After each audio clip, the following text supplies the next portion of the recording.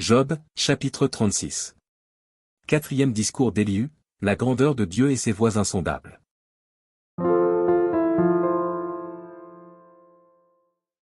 Élihu continua et dit. Attends un peu, et je vais poursuivre, car j'ai des paroles encore pour la cause de Dieu. Je prendrai mes raisons de haut, et je prouverai la justice de mon Créateur.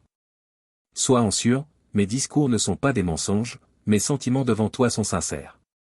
Dieu est puissant, mais il ne rejette personne, il est puissant par la force de son intelligence. Il ne laisse pas vivre le méchant, et il fait droit aux malheureux. Il ne détourne pas les yeux de dessus les justes, il les place sur le trône avec les rois, il les y fait asseoir pour toujours, afin qu'ils soient élevés. Viennent-ils à tomber dans les chaînes, sont-ils pris dans les liens de l'adversité? Il leur dénonce leurs œuvres, leurs transgressions, leur orgueil.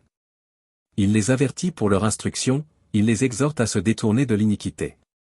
S'ils écoutent et se soumettent, ils achèvent leurs jours dans le bonheur, leurs années dans la joie.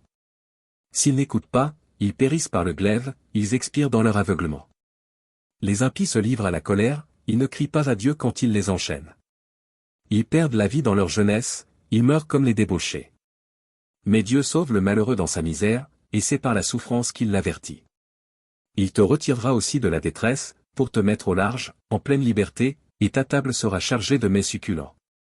Mais si tu défends ta cause comme un impie, le châtiment est inséparable de ta cause. Que l'irritation ne t'entraîne pas à la moquerie, et que la grandeur de la rançon ne te fasse pas dévier. Tes cris suffiraient-ils pour te sortir d'angoisse, et même toutes les forces que tu pourrais déployer. Ne soupire pas après la nuit, qui enlève les peuples de leur place. Garde-toi de te livrer au mal, car la souffrance t'y dispose. Dieu est grand par sa puissance, qui saurait enseigner comme lui? Qui lui prescrit ses voies? Qui ose dire, tu fais mal? Souviens-toi d'exalter ses œuvres, que célèbrent tous les hommes. Tout homme les contemple, chacun les voit de loin. Dieu est grand, mais sa grandeur nous échappe, le nombre de ses années est impénétrable.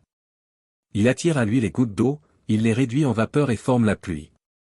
Les nuages la laissent couler, ils la répandent sur la foule des hommes. Et qui comprendra le déchirement de la nuée, le fracas de sa tente? Voici, il étend autour de lui sa lumière, et il se cache jusque dans les profondeurs de la mer. Par ses moyens il juge les peuples, et il donne la nourriture avec abondance. Il prend la lumière dans sa main, il la dirige sur ses adversaires. Il s'annonce par un grondement, les troupeaux pressentent son approche.